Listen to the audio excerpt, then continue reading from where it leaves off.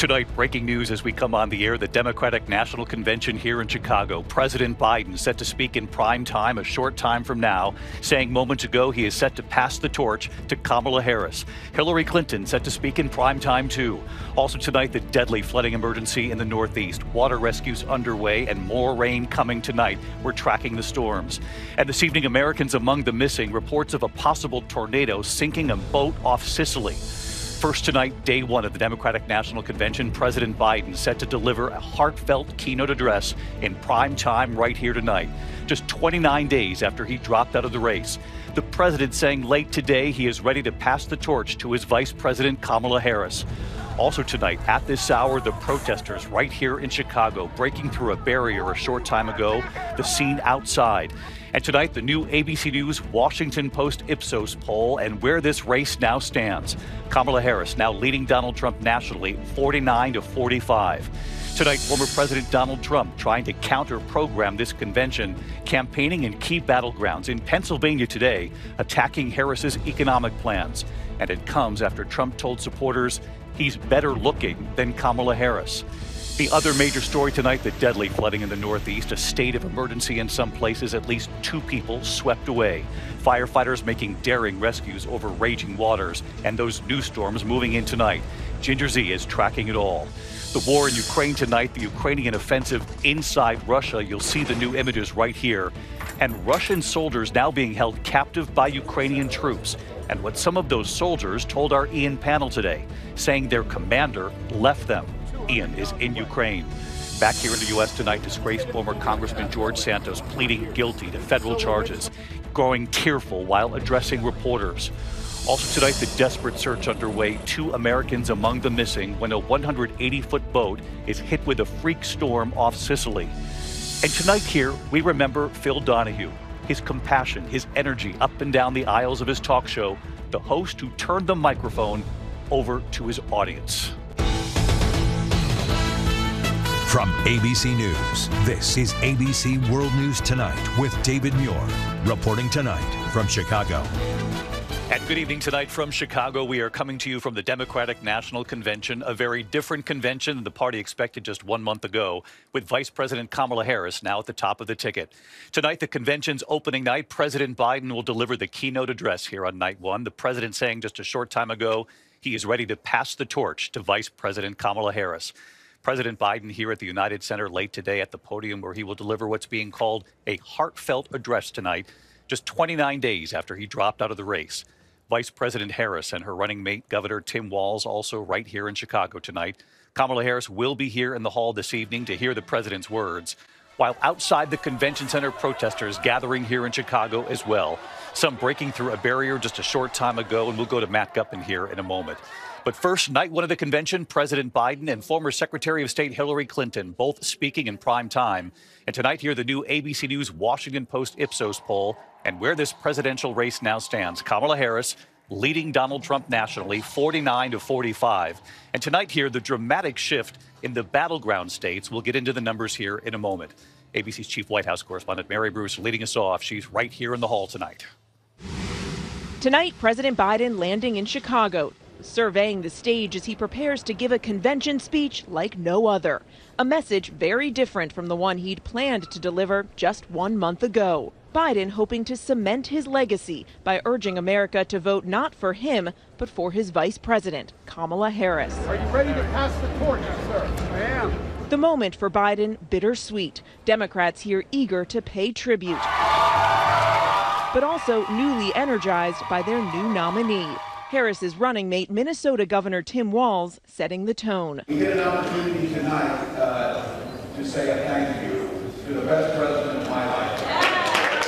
The Democratic ticket arriving in Chicago fresh off a weekend bus tour through battleground Pennsylvania. You know what you stand for, you know what to fight for.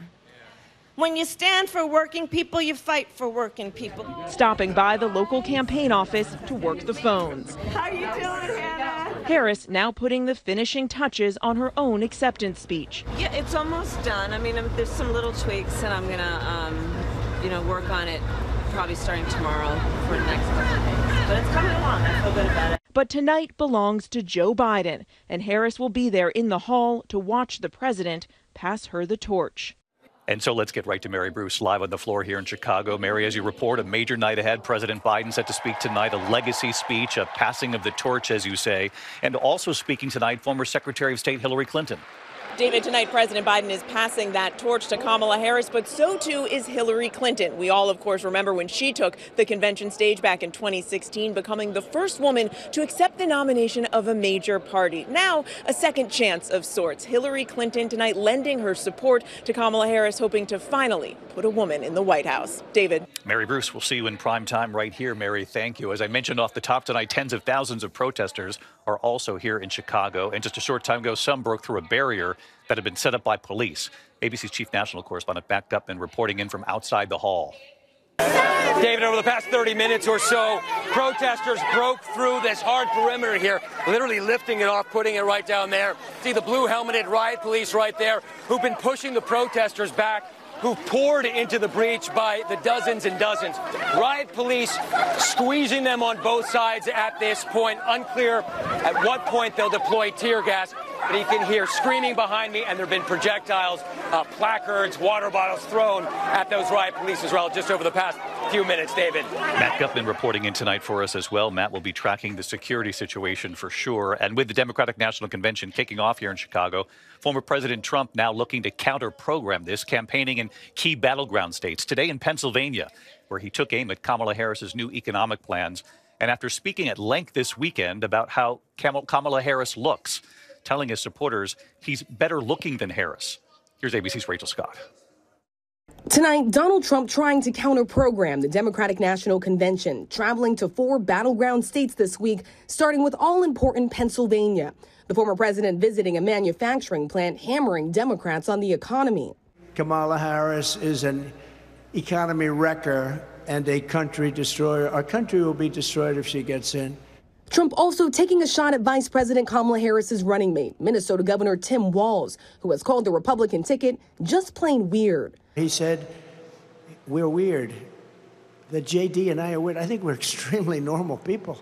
Like you, exactly like. He's weird. Did you ever see him go on the stage and go like crazy? It's like between his movement and her laugh, there's a lot of craziness. I'd say a step further than weird. Weird is a nice word by comparison. Some top Republicans have urged Trump to lay off the personal attacks on Harris, but he has said he's entitled to do it, over the weekend saying this about her appearance. I am much better looking than her. I think I'm much better. Much better. I'm a better looking person than Kamala. No, I couldn't believe it. She said, you know, I had never heard that one. They said, no, her biggest advantage is that she's a beautiful woman. I'm going, huh. I never thought of that. I'm better looking than she is. And tonight, Trump's still facing criticism after calling the nation's highest civilian honor, the Medal of Freedom, quote, much better than the Medal of Honor, which is reserved for America's greatest war heroes. Trump was addressing Republican mega donor Miriam Adelson, who he awarded the Medal of Freedom when he was in office. We gave Miriam the Presidential Medal of Freedom. That's the highest award you can get as a civilian. It's the equivalent of the Congressional Medal of Honor, but civilian version. It's actually much better because everyone gets the Congressional Medal of Honor. That's soldiers. They're either in very bad shape because they've been hit so many times by bullets, or they're dead. She gets it, and she's a healthy, beautiful woman. The head of Veterans of Foreign Affairs saying these asinine comments not only diminish the significance of our nation's highest award for valor, but also crassly characterizes the sacrifices of those who have risked their lives above and beyond the call of duty. Over the weekend, Trump trying to clean up his comments in an interview with a local Pennsylvania television station. I only heard, when I say better, I would rather in a certain way get it, because people that get the Congressional Medal of Honor, which I've given to many, are often horribly wounded or dead. They're often dead. They get it posthumously. And when you get the Congressional Medal of Honor, I always consider that to be the ultimate, but it is a painful thing to get it. And David, tonight we do have news on another front. Top U.S. intelligence officials have concluded that Iran attempted to hack into the presidential campaigns from both parties, all in an effort to try to influence and interfere in the upcoming November election. It's unclear what or if any information was obtained, but tonight those U.S. intelligence officials making it clear they will not tolerate foreign interference in our elections. David. Rachel Scott down on the convention floor as well. Rachel, we'll see a bit later here. So where does this race stand as this convention begins tonight? The new ABC News Washington Post Ipsos poll and the presidential race, the state of play in the key battleground states as well. Let's get right to our political director and Washington bureau chief, Rick Klein, back with us tonight. Rick, Kamala Harris obviously clearly looking to capitalize on her momentum here so far in Chicago. All eyes also on what is still a very close race in these key battleground states. First, where does the race stand nationally tonight? David, the race looks dramatically different than it just did just a few short weeks ago. Right now, a slight edge in the national polling, a 4-point lead, 49-45 in the latest national polling among registered voters, advantage Kamala Harris. And in the battleground states, you're seeing a similar shift. This is where the race looked the day that Joe Biden dropped out of the race less than a month ago. You can see a Trump edge in all 7 of the major battleground states. Fast forward just 4 weeks, and you see the shift toward blue in all of those states, and now a Kamala Harris edge in 5 out of those 7, including the 3 big Midwestern states that are very close to where we are right now in Chicago. This is real momentum, and it's exactly what the campaign hopes to ride out of this week and beyond, David. Momentum, but obviously still a very close race tonight. Rick Klein here in the hall as well. Rick, Rachel, Mary, the entire Powerhouse political team will be right here with us for tonight's Democratic National Convention. Begins tonight, streaming on ABC News Live right at 7 p.m. Eastern, and then, of course, right here on the network, 10 p.m. Eastern. Again, tune into ABC tonight, 10 p.m. for President Biden's speech, passing the torch to his vice president. But we turn to the other news this Monday night, the states of emergency at this hour after deadly flooding in the Northeast from New York to Connecticut, where they were hit with torrential rains. These pictures from Connecticut, the high water rescues, a ladder truck helping people escape. Others trapped in their flooded cars. At least 2 people, authorities say, were swept away. Massive damage tonight left behind, roads washed out, power lines down. And tonight, new storms are now on the way. Ginger Z has the forecast in a moment, and Trevor Ault from Connecticut tonight. Tonight, new storms threatening to flood the Northeast again after storms washed away roads and killed at least 2 people. North of New York City in Oxford, Connecticut, firefighters making daring rescues near the Little River, using a ladder to ferry victims out of buildings. A giant dumpster narrowly missing it. Jody Williams was among those saved. They came, they smashed out my window, and they escorted me across. Authorities in Oxford say a 65-year-old woman and a 71-year-old woman were swept away in separate incidents, and neither survived. In Southbury, this man holding his prosthetic leg as he and his dog were rescued. Dozens had to be saved from submerged cars. But the damage is extensive. Today we met Anna Cruz, her deck now caked in mud, her basement flooded. It's horrible. We lost everything. The water is up 4 steps going up to the first floor. If I go in there, it will be almost up to my shoulder. Really? Yes, that's how deep it is. The storms rocked the entire New York City area, dumping more than half a foot of rain on parts of Long Island. In Stony Brook overnight, this road washing away. Authorities declaring a state of emergency with damage estimates already in the tens of millions of dollars. And David, there are scenes like this all over Connecticut with roads caved in, washed away, and debris everywhere. And we've had more storms through the afternoon. Those will continue through the evening, David. Trevor Ault in Monroe, Connecticut tonight. Trevor, thank you. Let's get right to Chief Meteorologist Ginger Z. That was an incredible shot behind Trevor there, a sign of the damage and more storms coming. Yes, and we've got them on the map tonight. Let's start with what just happened. I mean, the totals are incredible, David. You can see some of those in southwestern Connecticut, more than a foot. Suffolk County, where you see that bullseye there. But lots of folks, 2 to 4 inches widespread, which is nothing to sneeze at. I wanted to show you what's going to happen here tonight. These are moving really slowly, especially from, say, Hartford, Connecticut, up through Worcester, Massachusetts, up into New Hampshire and Vermont. We could easily see 1.5 to 2 inch per hour rainfall rates, and that's why that elevated risk of flash flooding still exists. Now, if it feels like we are seeing more of these extreme rainfall events, we are. It's not your imagination. In the last National Climate Assessment, it clearly shows that extreme precipitation events are happening more often and they're more intense. And the Northeast is seeing the largest increase in both at 60%, David. Yeah, we flew through some of that rain just today to get here to Chicago. Ginger Z with us. We'll see you first thing in the morning, Ginger. Thank you. We turn in the meantime to the war in Ukraine tonight, the Ukrainian offensive inside Russia. And tonight, Russian soldiers now being held by Ukrainian troops. And what some of those Russian soldiers told our Ian Pannell about being left behind by their commander. Tonight, the gun battles raging inside Russia. Ukrainian special forces releasing dramatic new video. They say filmed in the last week, troops tossing grenades into Russian trenches. We were taken to the border crossing today where this extraordinary operation began. 2 weeks ago, the Ukrainian military came barreling down this road. You can see an American Humvee there heading into Russia and conducted possibly the most audacious operation of this war so far.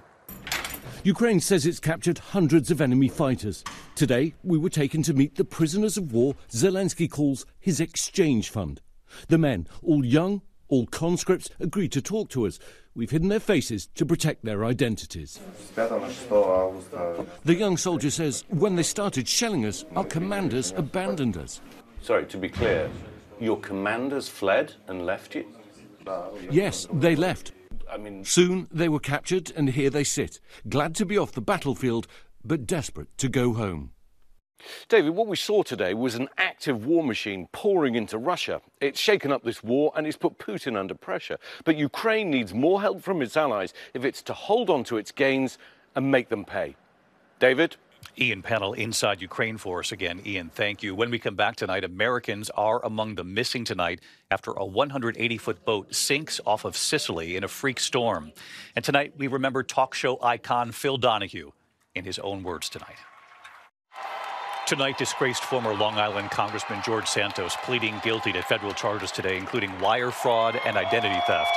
In a deal with prosecutors in Nassau County, New York, Santos growing emotional, admitting he lied and stole his way into office. I know that my actions have caused disappointment, frustration, and a loss of faith in me, and for that I'm truly sorry. Santos, just the sixth lawmaker ever expelled from the House. He will spend a minimum of 2 years in prison. When we come back here tonight, those Americans among the missing this evening, a severe storm sinking a boat off of Sicily, and Phil Donahue tonight in his own words. To the index, and tonight a search and rescue effort continues for passengers on board a 180-foot boat sinking during a severe storm off Sicily, possibly hit by some sort of a water spout. 2 Americans are among the 6 people missing. British tech tycoon Mike Lynch and his daughter among the missing. The boat was found 160 feet below the water surface. 15 people have been rescued so far. When we come back tonight, remembering Phil Donahue, the iconic talk show host, making his audience part of the show. They both want to be your next president. And starting tonight, Kamala Harris and Tim Walz make their case for the White House. David Muir and ABC News right there. It's a Democratic National Convention unlike any other. Starting tonight on ABC. Finally tonight here, remembering Phil Donahue. There seemed to be no topic off limits for Phil Donahue. What should we do is the question. For 29 years, his daytime talk show revolutionized the conversations Americans were having on TV. They lower the voltage down to 500 volts. The death penalty, the AIDS epidemic, women's rights, Chernobyl. That is the unit that blew last April. The provocative guests and questions. What's going to happen? You're finessing me here. The celebrities. How would you imitate John Wayne? Just one line. Just one line. Well, all right, Pilgrim. You're not upset if somebody comes up to you on the subway and says, "Aren't you Meryl Streep?" Donahue often turning the microphone over to his live audience. You were very successful in the entertainment area. What led you to enter the field of politics? I'm still asking myself that. Millions watching him every day. He once told 60 Minutes he was aware of the attention and of the responsibility. I get a lot of attention. The money's good. There are people who think I'm smart. That would surprise the nuns who taught me a long time ago. And so with all this attention coming to me, it'd be pretty foolish for me to take this for granted. It does not follow that I whistle to work every day. Nobody does. Phil Donahue died over the weekend at his home in Manhattan. He was 88. Tonight, Oprah Winfrey saying there wouldn't have been an Oprah show without Phil Donahue. He was a pioneer. Would you kindly welcome Marlo Thomas? And his wife, actress Marlo Thomas, who it turns out was a guest on his show before they were married in 1980, saying, "As a man who spent his career loving his audiences, I know he would be very touched by the heartwarming thoughts and memories you've been sharing. I hope that you will continue to hold close those you cherish most, just as I was blessed to do with my beloved Philip." I'm very, very proud of the work. We kicked very big tires. We fought City Hall. Along the way, we entertained now and then, too. He was a legend with a big heart. We'll see you tonight at 10 p.m. Eastern right here on ABC from the convention. Good night.